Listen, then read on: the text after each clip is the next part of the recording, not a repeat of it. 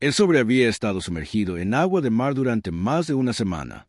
El maletín de cuero que estaba encadenado pasó días a la deriva en las frías corrientes del Atlántico antes de llegar a una playa del sur de España. El hombre a que pertenecía estaba muerto. Había muerto antes incluso de entrar en el agua. Nunca había sido soldado. Nunca había disparado un arma. Nunca había pisado un campo de batalla. Y, sin embargo, en la primavera de 1943, este hombre muerto, esta ficción cuidadosamente construida que vestía un uniforme de los Royal Marines, haría algo que ejércitos enteros no podrían. Alejaría a las fuerzas de Adolf Hitler de la invasión aliada más importante en todo el teatro de operaciones del Mediterráneo. Salvaría miles de vidas. Y lo haría tumbado boca arriba, dentro de un recipiente de acero lleno de hielo seco, transportado a bordo de un submarino británico, deslizado al mar al amparo de la oscuridad y confiado a la marea.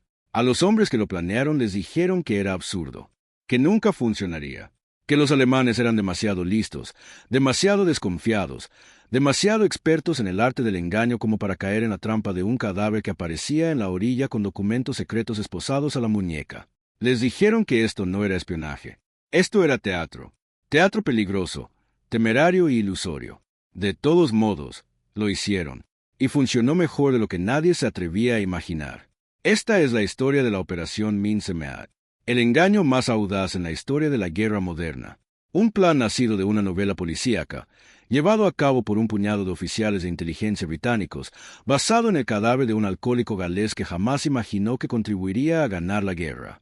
A finales de 1942, los aliados habían logrado algo enorme, algo que inmediatamente creó un problema nuevo y aterrador. La guerra en el norte de África estaba dando un giro. Las fuerzas alemanas e italianas que una vez habían avanzado por Egipto hacia el Canal de Suez estaban siendo desgastadas por el octavo ejército británico al mando de Bernard Montgomery y por las fuerzas estadounidenses que avanzaban hacia el este desde los desembarcos de la Operación Torch en Marruecos y Argelia. En mayo de 1943, el eje rendiría a más de 250.000 soldados en Túnez, una derrota de una magnitud comparable a la de Stalingrado, una catástrofe de la que el Afrika Korps de Rommel jamás se recuperaría. Pero la victoria en el norte de África planteó una cuestión estratégica inmediata que el alto mando aliado no pudo eludir. ¿A dónde vas ahora? La respuesta lógica, la respuesta geográfica, la respuesta que cualquier estratega militar que mirara un mapa marcaría inmediatamente, era Sicilia. La gran isla triangular situada en la punta de la bota italiana, a tan solo 145 kilómetros de la costa tunecina. Capturar Sicilia abriría las rutas marítimas del Mediterráneo, dejaría a Italia fuera de la guerra y proporcionaría una plataforma de lanzamiento hacia el sur de Europa. Era el siguiente paso más obvio imaginable. Y ese era precisamente el problema. Era demasiado obvio. Todo el mundo lo sabía. Los aliados lo sabían. Los alemanes lo sabían. Los italianos lo sabían. Según se cuenta, el propio Benito Mussolini había dicho a sus generales que Sicilia sería sin duda el objetivo. El mariscal de campo alemán Albert Kesselring ya había comenzado a reposicionar las fuerzas anticipándose precisamente a ese desembarco. Se estaban reforzando las defensas costeras de la isla. Se minaron sus puertos. Se ampliaron sus aeródromos.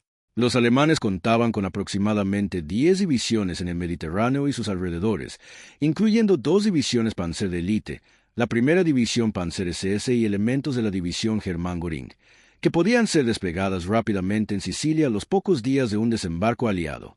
Para las tropas que asaltarían esas playas, muchos de ellos jóvenes del medio oeste estadounidense o de la campiña inglesa que jamás habían disparado un tiro en combate, esos tanques Panzer representaban la muerte sobre ruedas. En un desembarco con defensa y oposición, la diferencia entre la resistencia blindada y la ausencia de resistencia blindada no es táctica, es existencial. Los historiadores militares han estimado que una Sicilia completamente defendida, con las fuerzas panzer alemanas atrincheradas y a la espera, podría haber costado a los aliados entre 30.000 y 50.000 bajas adicionales. Algunos documentos de planificación internos británicos de la época eran aún más pesimistas. Las playas de Sicilia podrían haberse convertido en otro Gallipoli, otro desastre anfibio aliado catastrófico que marcaría a toda una generación. Winston Churchill, que había vivido la batalla de Gallipoli, que de hecho había sido uno de sus artífices y que llevó esa herida el resto de su vida, lo comprendía profundamente. Su famosa frase fue que había que atacar el punto débil de Europa, pero también sabía que ese punto débil tenía dientes, y que había que arrancar esos dientes antes de que comenzara la invasión. La cuestión no era si invadir Sicilia, sino cómo hacer creer a los alemanes que no se estaba invadiendo Sicilia. ¿Cómo se le miente a todo un ejército? ¿Cómo convencer al propio Adolf Hitler, un hombre notoriamente paranoico, rodeado de servicios de inteligencia e informado diariamente sobre los movimientos de los aliados, de que el golpe vendrá de un lugar distinto a que realmente se producirá? La respuesta habitual era el engaño. Tráfico radiofónico falso. Agentes dobles que difundían información falsa. Embarcaciones de desembarco simuladas reunidas en puertos donde el enemigo podía fotografiarlas desde el aire. Estos métodos tenían su utilidad, pero también sus limitaciones. Los analistas de inteligencia alemanes, hombres con años de experiencia estudiando los aliados, sabían distinguir la información relevante del ruido. Una interceptación de radio por aquí, un informe de espía por allá. Todo esto podía descartarse, justificarse y archivarse como posible desinformación aliada. Lo que se necesitaba era algo diferente, algo físico, algo tangible, algo que, al caer en manos de un oficial de inteligencia alemán, se sintiera innegablemente, visceralmente, sobrecogedoramente real. Fue un joven oficial de la inteligencia naval británica, que trabajaba en una oficina estrecha en un edificio en Strand, Londres, quien recordó algo que había leído años atrás, algo sacado de una novela policíaca. Su nombre era Evan Montagu. En 1943 tenía 38 años. De profesión, era abogado, un hombre capacitado para construir argumentos, analizar pruebas y comprender cómo se construye una historia y cómo se genera credibilidad. Era hijo de una acaudalada familia de banqueros anglo-judíos, se educó en Winchester y Harvard y poseía una gran seguridad intelectual. Había encontrado su vocación en el derecho y en su servicio militar durante la guerra, en la División de Inteligencia Naval del Almirantazgo.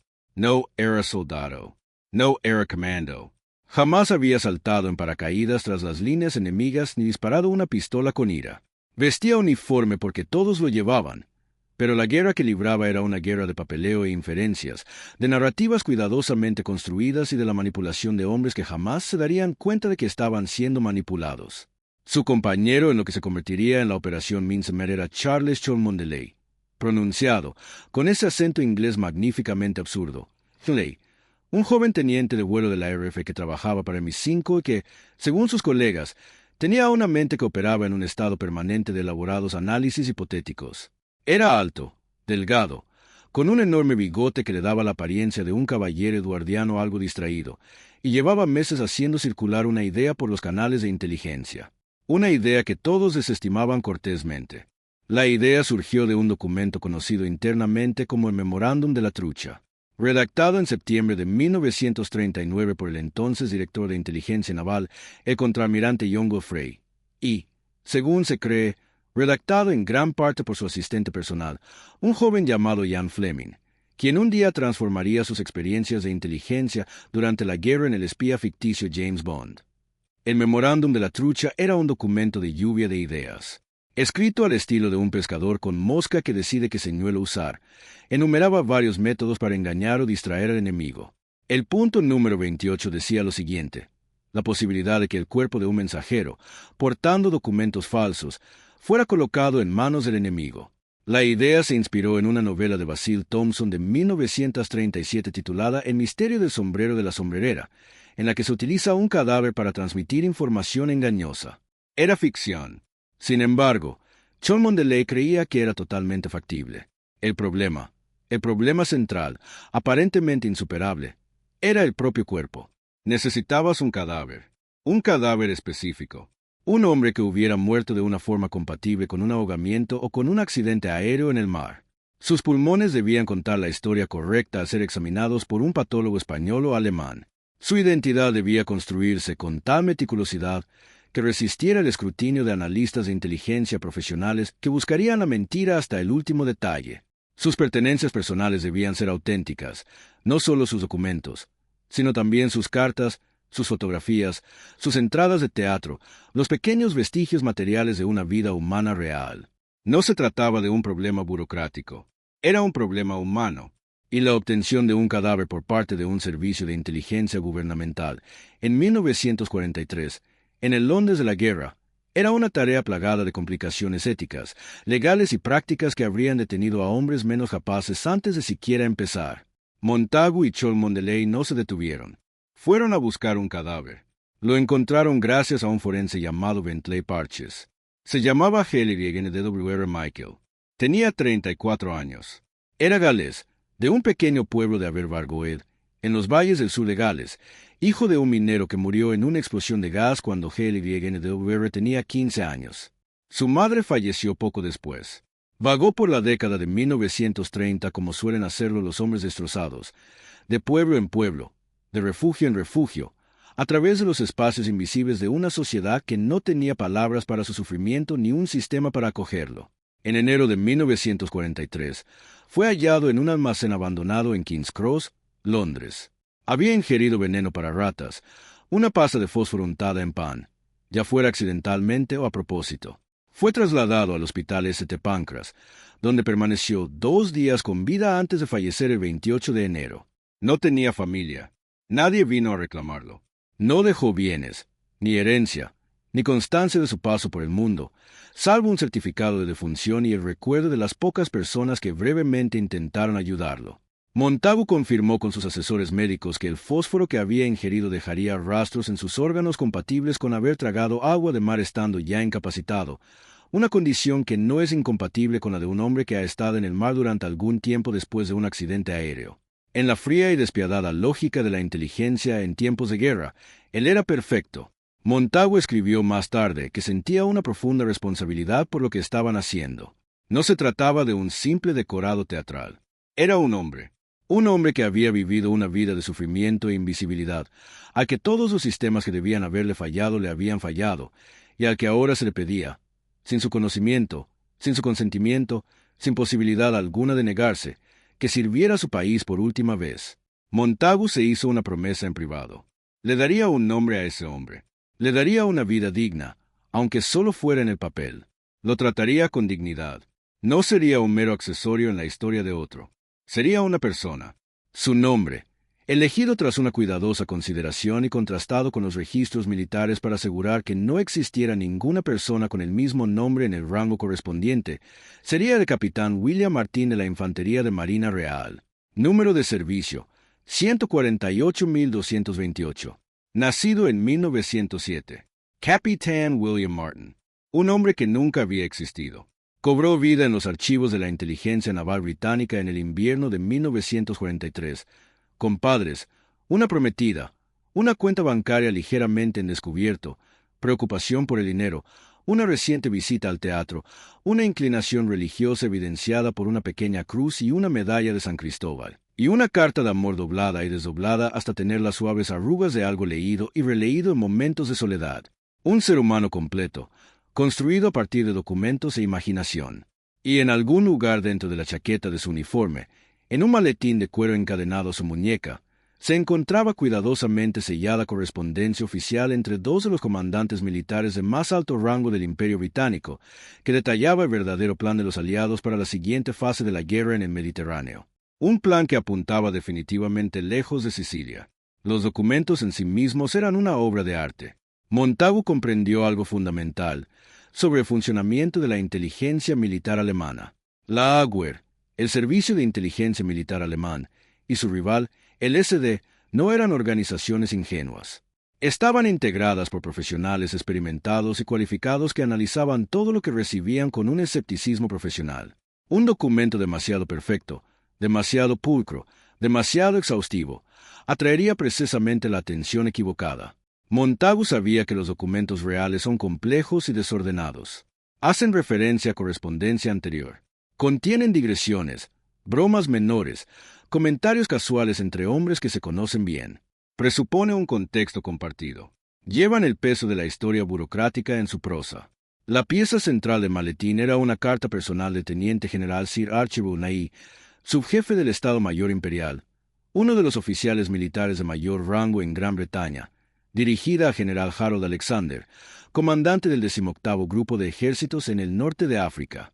La carta trataba sobre la planificación operativa futura de una manera que parecía deliberadamente imprecisa, diseñada para imitar el lenguaje cuidadosamente guardado de hombres que sabían que su correspondencia podía ser interceptada. Hacía referencias a planes de encubrimiento y operaciones de engaño. Mencionaba, de una manera casi casual, casi incidental, que el objetivo de la principal ofensiva de verano no era Sicilia. Sicilia, señalaba, era la tapadera, lo que querían que los alemanes creyeran, sino la costa griega. Concretamente, el Peloponeso, con operaciones secundarias planeadas contra Cerdeña. Piensen en lo que esa carta pretendía. No se trataba simplemente de mentir sobre el objetivo. Construía una realidad en la que los propios aliados sabían que los alemanes sospechaban de Sicilia y dejaban que esa sospecha se extendiera deliberadamente para enmascarar el verdadero objetivo. Les dio a los analistas alemanes algo que anhelaban desesperadamente, la sensación de haber descubierto el engaño aliado, que eran lo suficientemente astutos como para ver más allá de la mentira y descubrir la verdad que se escondía debajo, excepto que la verdad subyacente era en sí misma una mentira. Era un engaño sobre otro engaño. Un laberinto de espejos construido con tal precisión que, desde dentro, parecía una ventana.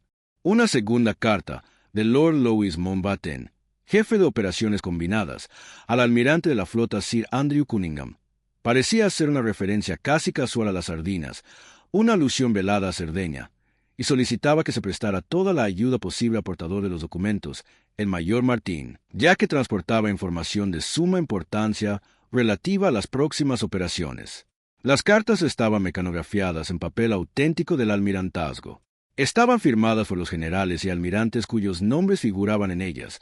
Montagu y Cholmondeley habían recurrido a canales extraoficiales para obtener firmas genuinas sin revelar completamente el motivo. Cada fecha, cada número de referencia, cada protocolo de la correspondencia militar formal era preciso y obsesivamente correcto. En el maletín, junto a las cartas, había documentos que reforzaban la ilusión con detalles cotidianos. Los verdaderos enemigos de cualquier engaño son las pequeñas cosas, los detalles que ningún falsificador piensa incluir porque parecen demasiado triviales. Había recibos. Había una carta del padre de Martín. Había una carta con tono severo de su gerente bancario, sobre una cuenta en descubierto. Había 2 cartas de su prometida, una joven llamada Pam, redactadas con la ayuda de un agente de MI5 que las escribió con el tono entrecortado y ligeramente ansioso de una joven preocupada por su soldado ausente. Había una fotografía de Pam, una factura por un anillo de compromiso de diamantes, aún sin pagar del todo, una entrada usada para una obra de teatro en Londres, un recibo del Club Naval y Militar. La prometida no existía. El anillo nunca se había comprado. La fotografía era de una mujer real, una secretaria de MI5 llamada Jan Leslie, que había accedido a prestar su imagen para la operación y que no tenía ni idea de que su rostro estaba siendo enviado a España dentro de la chaqueta de un hombre muerto. Cada detalle había sido cuidadosamente pensado. Cada rincón de la leyenda, el término que usaban los servicios de inteligencia para referirse a una identidad construida, había sido minuciosamente elaborado, porque Montagu sabía que cuando los alemanes encontraran el cuerpo, no se detendrían en los documentos. Lo examinarían todo. Fotografiarían las cartas, las examinarían a contraluz, comprobarían la tinta, revisarían el papel, comprobarían los números de serie, verificarían las firmas, buscarían cualquier elemento que no encajara. No podía haber nada que no encajara. El desafío operativo radicaba en la geografía. En 1943, España era oficialmente neutral, pero su neutralidad era muy frágil. El gobierno fascista de Francisco Franco se había salvado de la derrota en la Guerra Civil Española gracias a la intervención militar alemana e italiana. Franco debía su poder, y posiblemente su vida, a Hitler y Mussolini.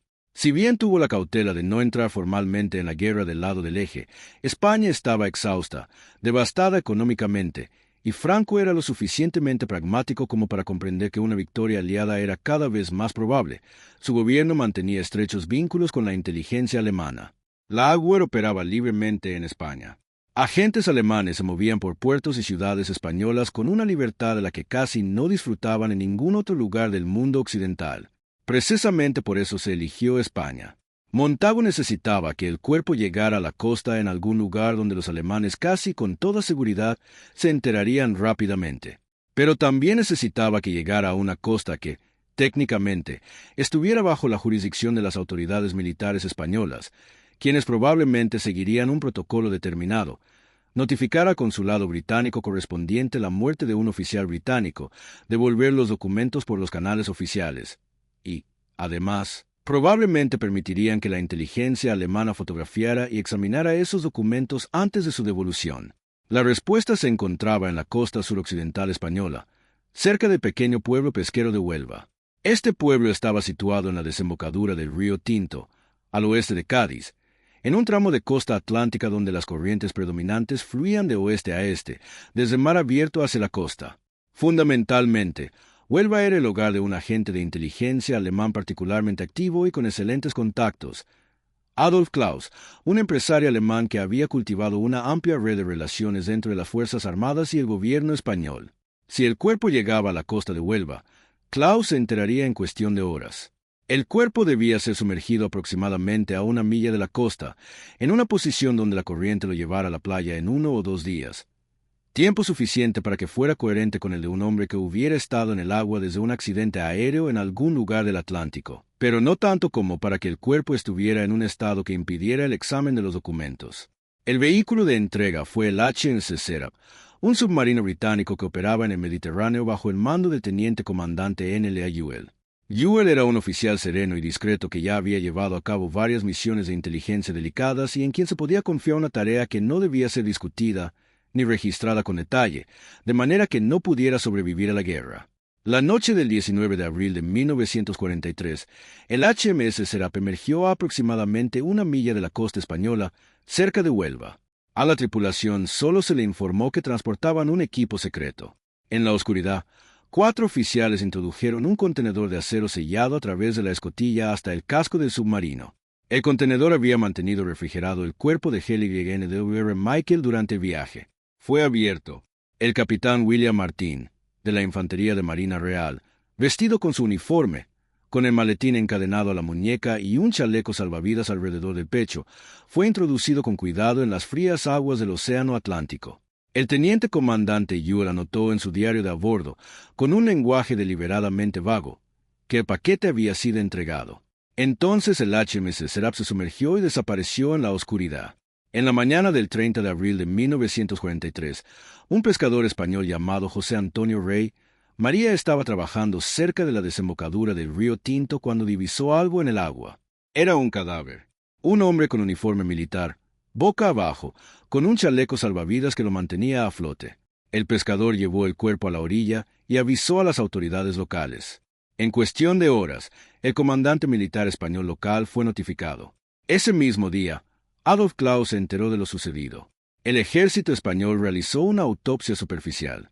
El médico forense, sin herramientas forenses modernas y trabajando con rapidez, determinó que la causa de la muerte fue ahogamiento, lo cual concordaba con el hecho de que el cuerpo hubiera permanecido en el agua durante algún tiempo. Si bien esto no era del todo exacto, HLYNWR Michael había muerto por envenenamiento con fósforo. Era bastante aproximado. El fósforo en su organismo se había degradado de forma similar a los efectos fisiológicos de la aspiración. A juicio del médico español, el cuerpo contaba la historia correcta.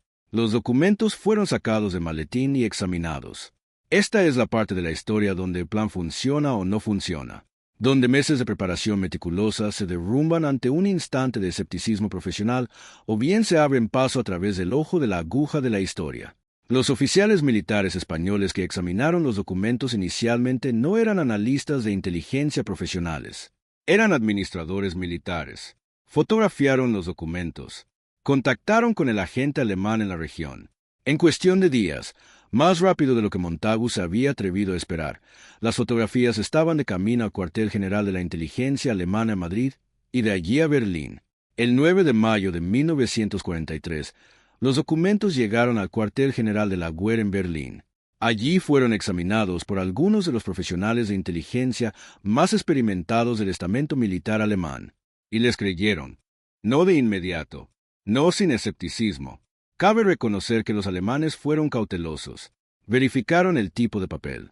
Cotejaron las firmas con muestras auténticas conocidas. Examinaron la tinta, la tipografía y el formato. Realizaron búsquedas de los nombres.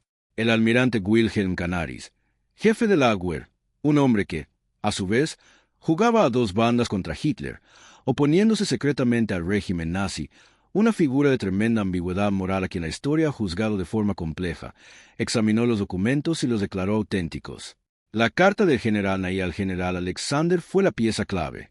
Su sofisticación informal, el tono de hombres que se conocían bien, que habían compartido reuniones, discusiones y largas veladas estudiando mapas, era precisamente el registro que un documento falsificado difícilmente podría reproducir. Y la lógica estratégica que contenía era, desde la perspectiva alemana, convincente. Grecia tenía sentido. Cerdeña tenía sentido.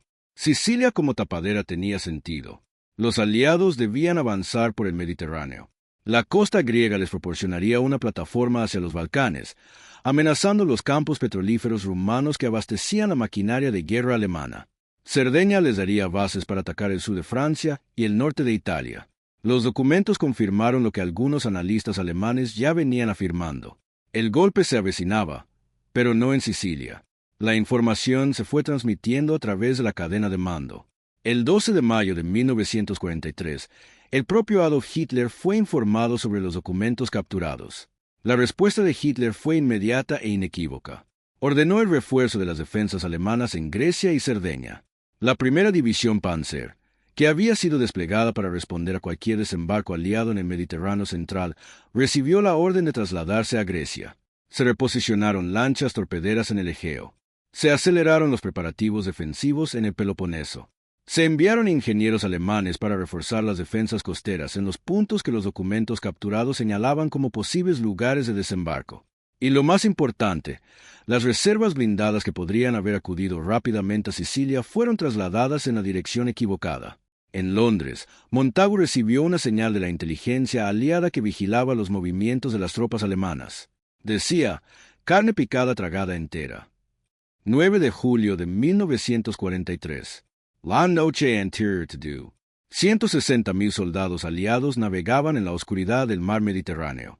El mayor desembarco anfibio de la historia hasta entonces, solo superado por Normandía 11 meses después, se encontraba a pocas horas de las playas de Sicilia. 115.000 soldados británicos y canadienses, 66.000 estadounidenses, una flota de 3.000 barcos y lanchas de desembarco que se extendía por el mar desde la costa norteafricana hasta el extremo sur de Sicilia. Los hombres a bordo de esos barcos desconocían la operación Mincemeat. La mayoría jamás lo sabría, ni siquiera durante décadas, hasta que se abrieron los archivos clasificados en la década de 1990 la historia completa comenzó a salir a la luz. Solo sabían que iban a asaltar una playa en la oscuridad, que el mar estaba agitado. Un vendaval mediterráneo había levantado vientos inesperados de 40 nudos esa noche, y los paracaidistas estadounidenses lanzados por aviones de 47 estaban dispersos en una zona de 30 millas, algunos aterrizando detrás de sus propias líneas, otros muriendo entre las olas, y que lo que fuera que les esperara al otro lado del agua debía ser derrotado o morirían en el intento. Lo que les esperaba era más delgado de lo que debería haber sido. La división Panzergrenadier estaba en Sicilia. Elementos de la 15ª División Panzergrenadier alemana también estaban allí, pero los refuerzos que deberían haber estado allí, las reservas blindadas que podrían haber aplastado las cabezas de playa aliadas en las cruciales primeras 48 horas, cuando las fuerzas de desembarco aún estaban desorganizadas, aún recogiendo su equipo y aún desesperadamente vulnerables, no estaban. Estaban en Grecia, estaban en Cerdeña. Estaban a 1.000 millas de distancia, custodiando playas desiertas ante una invasión que nunca llegaría. Las fuerzas aliadas cruzaron las playas de Gela y Licata, así como el tramo de costa entre Avola y Cassivile, bajo un fuego feroz y letal que costó vidas reales e irreemplazables. La guerra nunca se vuelve fácil por medio del engaño. Los hombres que murieron en las playas de Sicilia el 10 de julio de 1943 lo dieron todo. Nada puede menoscabar ese valor. Pero el muro de acero que debería haber estado esperando no estaba allí. En 3 días, los aliados establecieron una cabeza de playa de 64 kilómetros de ancho y 24 de profundidad. En una semana, capturaron el puerto de Siracusa, lo que les proporcionó la plataforma logística necesaria para sostener la invasión. En 38 días, toda la isla estaba en manos aliadas. La campaña costó a los aliados aproximadamente 22.000 bajas. Los historiadores militares, Al comparar la fuerza defensiva real a la que se enfrentaron los aliados con la que habrían afrontado si las reservas alemanas hubieran estado bien posicionadas, han estimado que un desembarco contra una Sicilia totalmente reforzada podría haber costado entre 3 y 4 veces esa cantidad. Miles de hombres sobrevivieron al final de la campaña de Sicilia, vidas que no habrían perecido. Tenían familias a las que regresar, hijos que tener y vidas que vivir, porque un hombre muerto se había ido a nadar. Tras lo sucedido, el engaño se mantuvo durante más tiempo del que nadie hubiera imaginado posible. Incluso después del desembarco aliado en Sicilia, Hitler siguió convencido durante semanas de que Sicilia era una finta, una distracción, y que el verdadero golpe aún estaba por llegar en Grecia. Mantuvo la primera división Panzer en los Balcanes durante un mes entero después del inicio del desembarco en Sicilia. El mariscal de campo Rommel, que había sido designado para comandar la esperada operación en Grecia, permaneció en su puesto. Reservas cruciales que podrían haber reforzado los esfuerzos defensivos en Sicilia quedaron paralizadas por el fantasma de un desembarco que nunca se produjo.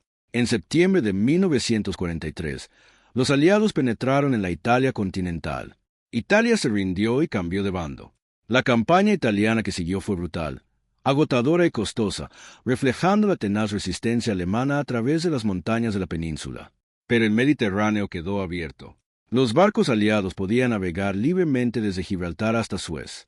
El panorama estratégico había cambiado de forma fundamental y permanente. Por su participación en la Operación Mincemeat, Evan Montagu fue condecorado con la Orden del Imperio Británico. Tras la guerra, retomó su carrera jurídica y se convirtió en un distinguido juez. No podía hablar de lo que había hecho. La operación permaneció clasificada durante años. Cuando finalmente escribió sobre ella, en un libro publicado en 1953 titulado El hombre que nunca existió, modificó algunos detalles para proteger métodos y fuentes aún confidenciales. La verdad completa tardaría décadas más en salir a la luz. Charles Cholmondeley regresó a la vida privada con su característica discreción. El hombre cuya audaz idea lo había puesto todo en marcha jamás buscó reconocimiento por ella. Vivió en silencio. Falleció en 1982 y, durante años, pocos conocieron su verdadera contribución a la operación. La mujer cuya fotografía fue llevada dentro de la chaqueta del capitán Martin, Jan Leslie, vivió hasta 2020. Tenía 99 años. Y para L.Y.N.W. Michael, el vagabundo galés Aberbargoed, el hombre olvidado que murió solo en un almacén de King's Cross el 28 de enero de 1943, la historia tiene un final que quizás solo la imaginación de un novelista podría haber ideado. Durante décadas después de la guerra, su tumba en la ciudad española de Huelva solo llevaba el nombre falso, Capitán William Martin, Royal Marines, un hombre que nunca existió. Luego, en 1997, el gobierno británico desclasificó los archivos pertinentes. La tumba fue marcada nuevamente. La lápida ahora lleva ambos nombres, el del hombre que nunca existió y el del hombre que sí existió, G.L.Y.N.D.W.R. Michael. Se desempeñó como Mayor William Martin, Royal Marines. Ahora tiene una tumba. Tiene un nombre. Tiene un país que sabe lo que hizo, aunque él mismo nunca lo supiera. Un hombre que pasó su vida invisible, que transitó por el mundo sin dejar rastro, cuya muerte habría pasado desapercibida y sin ser llorada. El nombre de ese hombre está grabado en piedra en un cementerio español, y allí permanecerá mucho después de que todos los que leen esto hayan fallecido. Hay algo en todo esto que se resiste a una fácil categorización. No es justicia, exactamente. Fue utilizado sin su consentimiento. Nada puede cambiar eso ni hacer que sea del todo llevadero. Pero dentro de las limitaciones de lo sucedido, quienes lo hicieron intentaron darle algo.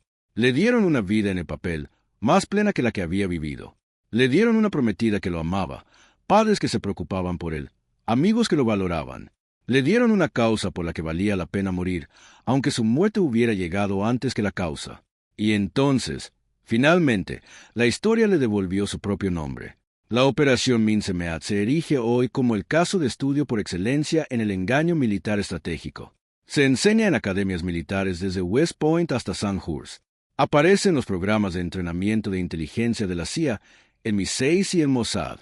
Los principios que estableció, la construcción de una realidad alternativa completa, estratificada y coherente, el uso de pruebas físicas tangibles para respaldar un engaño verbal, la explotación de las creencias y los marcos analíticos preexistentes del objetivo para que llegue a las conclusiones deseadas, siguen vigentes en la teoría y la práctica del engaño militar hasta el día de hoy. lo que Montagu y Cholmondeley comprendieron, intuitivamente si no analíticamente, fue algo que los psicólogos conductuales formalizarían durante los siguientes 50 años. Los seres humanos no evalúan la evidencia de forma aislada, sino dentro de marcos conceptuales. Son más propensos a creer algo que confirma sus sospechas, a confiar más en algo físico y tangible que en algo verbal y abstracto, y mucho menos propensos a cuestionar algo que halaga su inteligencia, que les hace sentir que han logrado traspasar un nivel de engaño y descubrir la verdad subyacente. Los alemanes no creyeron en los documentos de Minsemeat simplemente porque estaban bien elaborados. Creían en ellos porque creer en ellos les hacía sentir competentes, les hacía sentir exitosos. Los analistas de la Agüer que autenticaron los documentos no se dejaron engañar por una mentira evidente. En su propia mente, eran los hombres que habían identificado con éxito una operación de engaño aliada y la habían desmantelado. Eran los listos. Habían descubierto el truco británico. Esa sensación, la de haber descubierto la mentira, fue el verdadero engaño. El muro más impenetrable no es aquel que el enemigo ataca y no logra derribar. El muro más impenetrable es aquel que el enemigo cree haber derribado, porque entonces deja de buscar el verdadero. La famosa máxima de Churchill de que la verdad es tan preciosa que debe ser protegida por una guardia de mentiras nunca ha tenido una demostración más precisa, más elegante y más trascendental que la operación Minsemeat. Y en el centro de todo, un hombre que vivió una vida pequeña y dolorosa, que murió solo, a quien se le dio un nombre falso, un amor falso y un propósito falso, y que sirvió, en la muerte como nunca pudo hacerlo en vida, a algo más grande que él mismo. Los aviones ardían sobre Sicilia la mañana del 10 de julio de 1943. Los barcos en Caliban. Los hombres se lanzaban por los aires hacia las olas. Las reservas alemanas se encontraban a 1000 millas de distancia, custodiando aguas desiertas. Y en algún lugar de un cementerio de Huelva, España, el hijo de un minero galés guardaba el secreto. La historia no siempre la hacen los poderosos. No siempre la hacen los heroicos. A veces la hacen los olvidados. Los que pasan desapercibidos. El hombre que cayó en todos los escollos de la sociedad y que, en un giro inesperado de los acontecimientos, se convirtió en la pieza clave de algo que cambió el mundo. Si esta historia te conmovió tanto como a mí cuando la descubrí, si la trascendencia de la vida y la muerte de H.L.Y.N.W.R. Michael te llegó al alma, por favor, tómate un segundo para darle me gusta a este video. Realmente ayuda a que este canal llegue a personas que se preocupan por la historia como tú y le indica al algoritmo que historias como esta merecen ser escuchadas. Y si aún no lo has hecho, suscríbete a Historia de Batalla TV. Contamos las historias que los libros de historia ocultan en notas a pie de página. Las operaciones que cambiaron guerras, los hombres y mujeres olvidados por la historia, las decisiones tomadas en cuartos oscuros que determinaron la supervivencia de la civilización. Hay muchas más historias como esta. Historias reales. Historias que te harán ver el mundo de otra manera. Quiero preguntarles algo en los comentarios. Cuando pensamos en sacrificio, solemos pensar en el soldado que se lanza contra la ametralladora, en el piloto que no se eyecta. Pero, ¿qué hay de H.L.Y.N.W.R. Michael? ¿Un hombre que lo dio todo sin saber que estaba dando nada? ¿Acaso eso hace que su contribución sea más significativa, o menos? Quiero saber su opinión. En nuestro próximo video, les contaremos la historia de una misión imposible de otro tipo, una que no tuvo lugar en el Mediterráneo, sino en las gélidas montañas de Noruega, donde un puñado de hombres esquiando sobre tablones de madera retrasaron el programa de armas nucleares de Hitler 2 años. Si les gustó este video, el siguiente los va a impactar profundamente.